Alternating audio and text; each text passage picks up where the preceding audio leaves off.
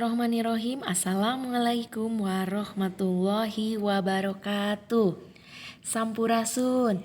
Kumaha daramang sadayana? Alhamdulillah, hatur nuhun pami daramang mah. Alhamdulillah, dinten ayeuna urang tiasa patepang deui dina pangajaran basa Sunda. Dinten ieu mangrupikeun pertemuan ketujuh urang dina pangajaran basa Sunda. Alhamdulillah minggon kamari hidep atos ngalaksanakeun kagiatan penilaian tengah semester hiji. Kanggo hasilna hidep atos nampi raporna kamari. Nilai bahasa Sunda alhamdulillah rata-ratana arageung. Pami kelas Fatimah mah 80 genep, pami kelas Husain mah rata-ratana 82. Tah, anu nilai PTS kamari anu sae hidep entong kalalanjoanan, hidep entong santai pami bahasa Indonesia mah. Hidep kedah tiasa mertahankeun ya komo deui. Pami tiasa mah tiasa ningkatkeun nilai bahasa Sunda anu kamari tos hidep kenging. Pami tiasa mah langkung ti nilai anu kamari. Tah, ayeuna urang teraskeun wae kana materi pangajaran bahasa Sunda nyaeta ngeunaan kalimah pagawean jeung kalimah barang. Dina basa Sunda teh seueur nu namina kalimah.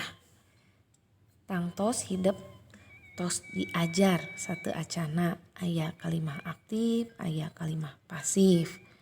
Di materi sateu acana aya oge kalimah wawaran, pami dina bahasa Indonesia mah kalimah berita, kalimah pananya, kalimah penyeluk ya. Sareng kalimah-kalimah anu sejena. Tah, ayeuna mah hidep baris diajar ngeunaan materi kalimah pagawean. Sateu acana Bu Nenden emutan deui, ari kalimah teh naon? Kalimah teh nyaeta wangun katatabasaan anu wiwujud kecap atawa runtuyan kecap anu puguh adeganana pikeun naon ngebrehkeun pikiran kalawan gembleng. Tah, jadi nu namina kalimah mah sami sareng bahasa Indonesia, kumpulan kata yang mengungkapkan pikiran. Sami bahasa Indonesia nama sapertos kitu. Hidep tong hilap dina kalimah teh aya unsur-unsur atau napi bagean-bagean. Nyaeta anu kahiji kedah aya jejer atau napi subjek. Nu kadua aya caritaan atau napi predikat.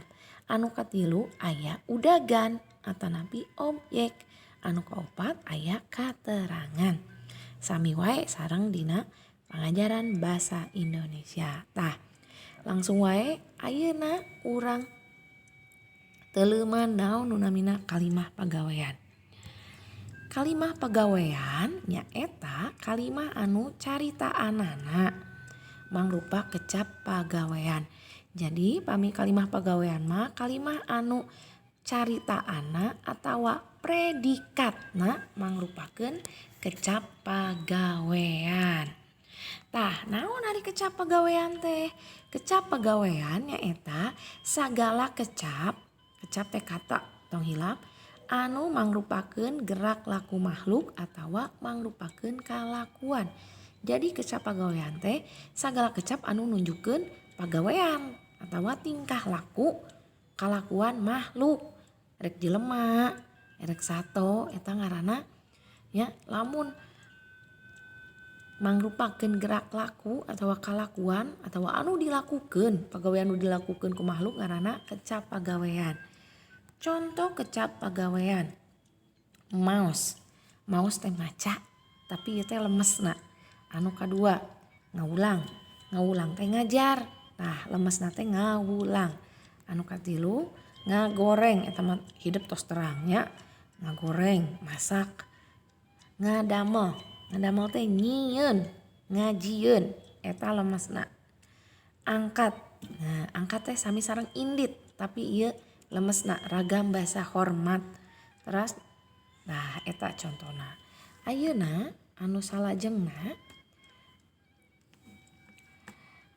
kalimah pagawean teh hideup tiasa nitenan kalimah-kalimah di handap ieu. Kahiji contona pun bapa maos koran. Tah ieu teh mangrupakeun kalimah pagawean anu nganggo ragam bahasa hormat. Jadi pami kanggo saluhureun mah maos. Ya, nganggona sanes pun bapa maca koran sanes. Pun bapa maos koran. Contoh kalimah nu kadua, kalimah pagaweanna anjeunna ngawulang di SMP. Ya. Anjeunna teh jadi ieu teh urang teh nuju ngobrolkeun batur tapi nu saluhureun. Anjeunna ngawulang di SMP. Jadi itu anjeunna teh ngajar di SMP. Tapi ingat ieu ngangge ragam bahasa hormat. Sanes anjeunna ngajar di SMP sanes. Tapi anjeunna ngawulang di SMP. Anu katilu contohna bibi ngagoreng tahu di dapur. Tah ieu mah ngagoreng mah ya kalebetna bahasana bahasa anu biasa wae. Aya anu hormat jadi ngagoreng teh jadi ngaawon sanes. Ngagoreng mah nya ngagoreng we masak nganggo minyaknya.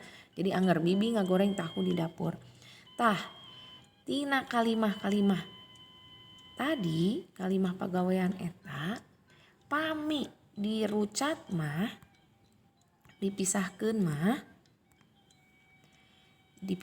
mah kana jejer caritaan objek jeung katerangan mah janten sapertos kieu. Hideup tiasa ningal dina tabel nu kahiji. Jejerna pun bapa. Caritaanana maos. Ya, predikatna maos. Maos teh kecap pagawean. Matakna ieu teh kalimah jadi kalimah pagawean. Objekna koran. Kateranganana teu aya. Kalimah nu kadua. Anjeunna ngawulang di SMP. Anjeunna kalebetna jejer. Caritaanana ngawulang. Objekna teu aya. Kateranganana di SMP. Contoh kalimah nu katilu. Bibi ngagoreng tahu di dapur. Tah ieu mah kalimah lengkap. Jejerna bibi, caritaanana ngagoreng. Objekna tahu, kateranganana di dapur. Janten sapertos kitu nu namina kalimah pagawean. Tah Bu Nenden ulangi deui tong hilap yen kalimah pagawean teh utama nama ditangtukeun ku warna kecap nu jadi caritaan. Emut didinya caritaanana mangrupakeun kecap pagawean. Jadi disebutna kalimah pagawean. Emut kalimah pagawean wangun kalimahna bisa lengkap. Aya jejer, aya caritaan, aya objek jeung katerangan. Sapertos contoh kalimah nu katilu. Tapi aya oge anu henteu nganggo objek atawa katerangan jika contoh kalimah kahiji jeung kadua. Tah kitu panginten nu namina kalimah pagawean teh. Anu saterasna urang neuleuman materi ngeunaan kalimah barang. Tah naon ya nu disebut kalimah barang teh? Kalimah barang teh nyaeta kalimah anu caritaanana mangrupakeun kecap barang atawa nominal. Emut tadi dina kalimah pagawean oge nu jadi nya unsur utama nangtukeun eta kalimah pagawean jeung kalimah barang teh nyaeta caritaan atawa predikat. Kalimah barang dina kalimah barang boh jejer subjekna boh caritaanana boh subjekna boh predikatana jejer subjek caritaan predikatna wangun kecapna ya bentuk katanya sarua sama nyaeta naon make kecap barang. Naon ari kecap barang teh?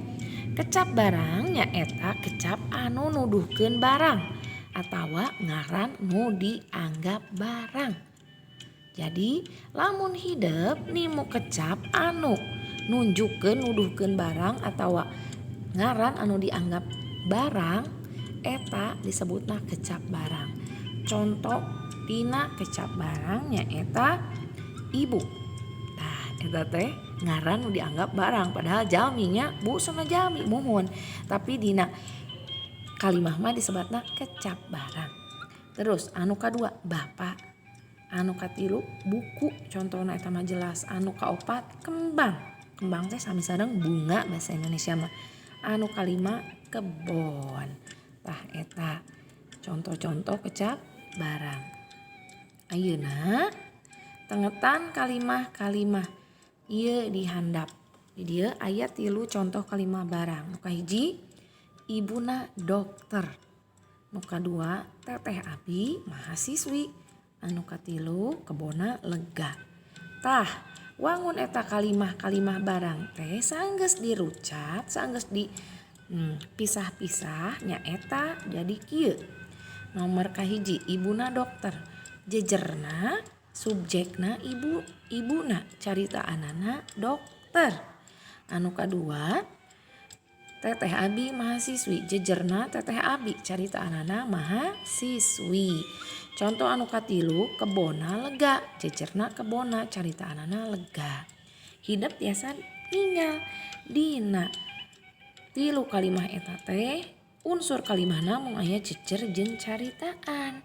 Tah teu nanaon dina kalimah barang mung aya unsurna jejer jeung caritaan lantaran cukup ku jejer jeung caritaan oge kalimah barang eta ku urang bisa dipahami. Janten sawios teu nanaon.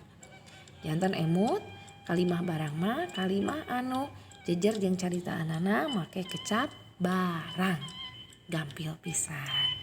Tah ayeuna supados hideep tiasa langkung ngartos mangga hideep tiasa muka buku diajar bahasa Sunda kaca 52 prak jieun kalimah pagawean tina kecap-kecap pagawean dihandap anu make ragam bahasa hormat.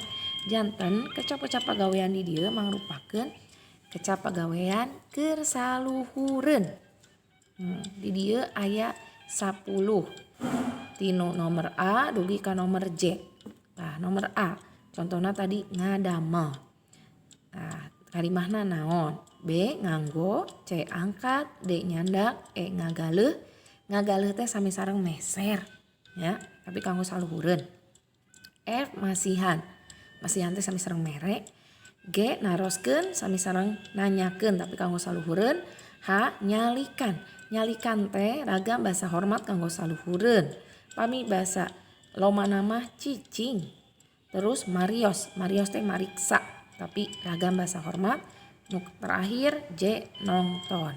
Tah eta latihan A kanggo nyieun kalimah pagawean. Ayeuna kanggo latihan kalimah barang prak ku hideep jieun 5 kalimah barang. Bebas we kecap nama tapi asal kalimah barang. Panginten sakitu wae materi bahasa Sunda anu tiasa kubu nenden dugikeun dinten ayeuna.